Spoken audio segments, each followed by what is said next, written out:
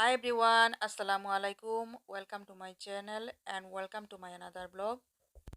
আজকের ব্লগে আমি শেয়ার করি are the most flavourful juicy oven baked লাম chop recipe.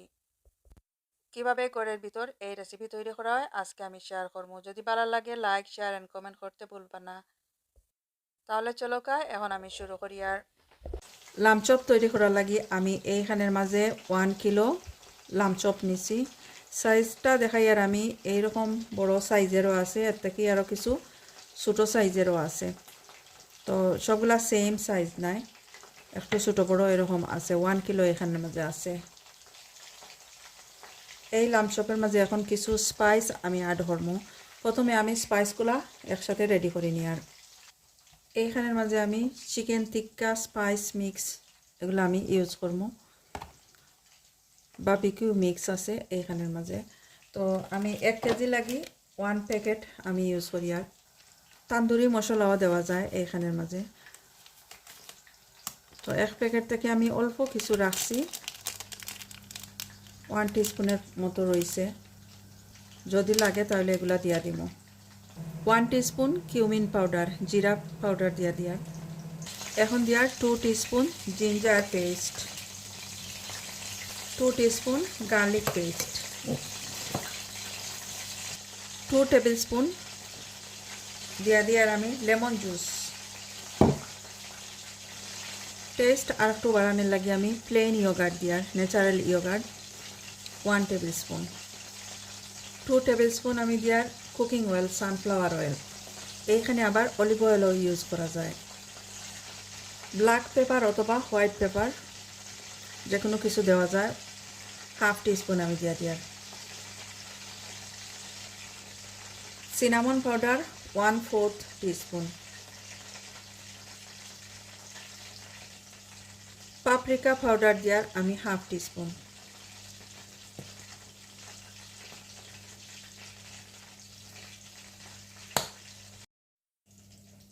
One teaspoon light soya sauce আমি দিব, এটা অপশনাল, না দিলেও হয়। সল্ট আমি ইউজ করি আর খুবই অল্প। স্পাইসের মাঝে অলরেডি সল্ট আছে, আর যদি লাগে তাহলে দিয়া দেবো পরবর্তী সময়। এখন আমি সব কিছু ভালো করে মিক্স করে নিই। আর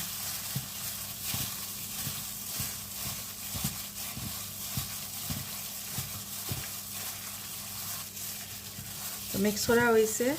এখন আমি লাম চপ এইখানের মাঝে দিয়ে ম্যারিনেট করিয়ে নিব।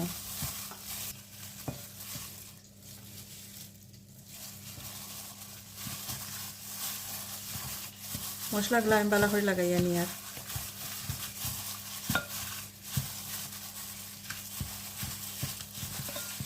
এই লাম চপের উপরে আরও কিছু জিনিস আমি অ্যাড করবো যে সময় কুক হয়ে যাব। সবগুলো লাম চপ আমি ভালো করে মিক্স করিয়া নিছি।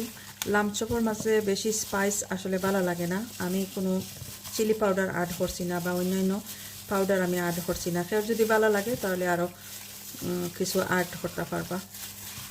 তো সবগুলা রেডি হয়ে গেছে। এখন 2-3 ঘন্টা লাগে ম্যারিনেট করিয়া রাখলে খুবই ভালো।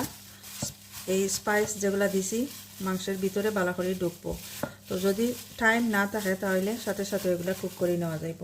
তো আমি এখন এগুলা ওভেনের মাঝে দিয়া করি। আর এইখানে একটা ওভেন ট্রে নিছি। এখন এই লাম চপগুলো আমি সুন্দর করিয়া এইভাবে রাখি দিব।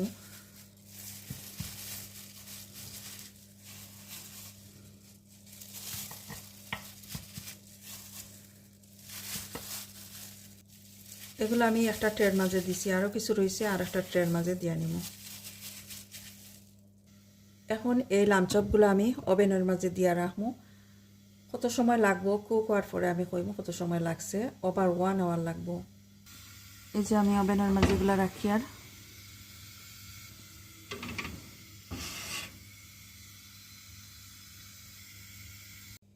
লাম চপের সাথে এই যে ভেজিটেবলগুলো খাইতে খুবই ভালো লাগে। এইখানের মাঝে আছে ক্যারট, গাজর আমি এইভাবে কাটিয়ে নিছি। আর এটা আছে সুইট পটেটো, মিষ্টি আলু, আর এই যে নর্মাল আলু, এগুলো দিয়ার। আর অন্য কিছু দিয়ার না, দিতে চাইলেও অন্য ভেজিটেবলও দেওয়া যায়। এখন অ্যাড করি আর মেল্টেড বাটার 2 টেবিল স্পুন এইখানের মাঝে আছে। ড্রাই অরিগানো আমি দিয়ার হাফ টিস্পুনের মতো দিয়ার সুন্দর একটা স্মেল আইব, সুন্দর স্মেল আইব, আবার টেস্টও পারবো। এখন দিয়ার টাইমস হাফ টিস্পুনের মতো দিছি।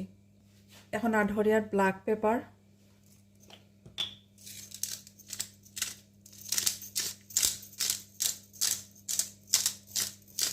গ্রাউন্ড ব্ল্যাক পেপার দিয়ার এখন 1/4 টিস্পুনের মতো দিয়ার। আমি কোনো সল্ট আড করিয়ার না, বাটারের মাঝে অলরেডি সল্ট আছে, আমি সল্টেড বাটার দিয়া দিছি। তো সবগুলো আমি ভালো করে মিক্স করে নিয়ার, মিক্স করা হয়ে গেছে। এখন ওভেনের মাঝে আমি রাখবো। লাম চপ এখানে ওই যার কুক হয়ে যার আর দিয়া দিলাম। ওগুলা কুক হওয়ার পরে আমি শেয়ার করবো কীরকম হয়েছে। লাম চপ গার্নিশের লাগে আমি একটা ফ্রাইং প্যানে কিছু পেঁয়াজ ভাজিয়ে নিমু, অল্প তেল দিয়া দিলাম, 1 টিস্পুন তেল দিয়া দিছি কুকিং অয়েল। এখন কিছু বড় করিয়া এরকম সাইজের পেঁয়াজ দিয়া green paper, yellow paper, capsicum, যেগুলা কিছু টমেটো দিয়া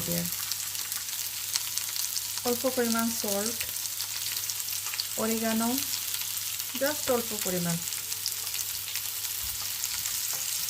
রোজমেরি জাস্ট অল্প পরিমাণ, ব্ল্যাক পেপার অথবা হোয়াইট পেপার অল্প পরিমাণ। হাই হিটে আমি বাজিয়ে নিব 4 থেকে 5 মিনিট। 3 মিনিট হয়েছে, খুব সুন্দর বাজা ওর। তো আমি 1 টিস্পুন সয়া সস দিয়ার ভালো করে মিক্স করে নিয়ে এখন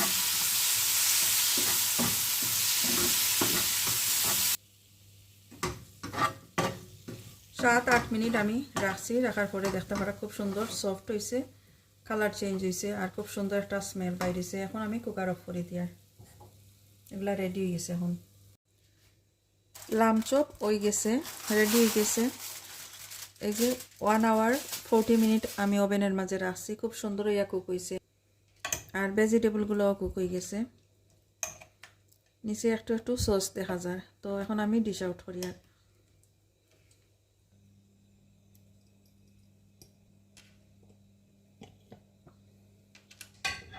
উপর দিকে আমি এই পেঁয়াজগুলা দিয়ার যেগুলো আমি একটু বাজিয়ে রাখছিলাম, উপর দিকে এই গ্রেভিটা আমি দিয়ার যে ভেজিটেবলগুলো আমি কুক করিয়া রাখছি এগুলা সাইডে দিয়ার। লাম চপ ওভেন থেকে বার করার পরে কাভার করে রাখা লাগে ক্লিন ফিল্ম দিয়া, অথবা যে কোনো প্লাস্টিক কোনো কিছু দিয়ে কাভার করা লাগে। কাভার না করলে ড্রাই হয়ে যায়, তো আমিও কাভার করে রাখছিলাম ক্লিন ফিল্ম দিয়ে। লাঞ্চ কিংবা ডিনারে এই রেসিপি থাকলে আর কোনো কিছুই লাগে না। তো যদি ভালো লাগে আমার আজকের এই recipe, please like, share and comment করবা। যারা অলরেডি সাবস্ক্রাইব করছেন, থ্যাংক ইউ সো মাচ। ভালো থাকুক সবাই। আজকে এই পর্যন্ত, এখানে বিদায় নিচ্ছি। আল্লাহ হাফেজ।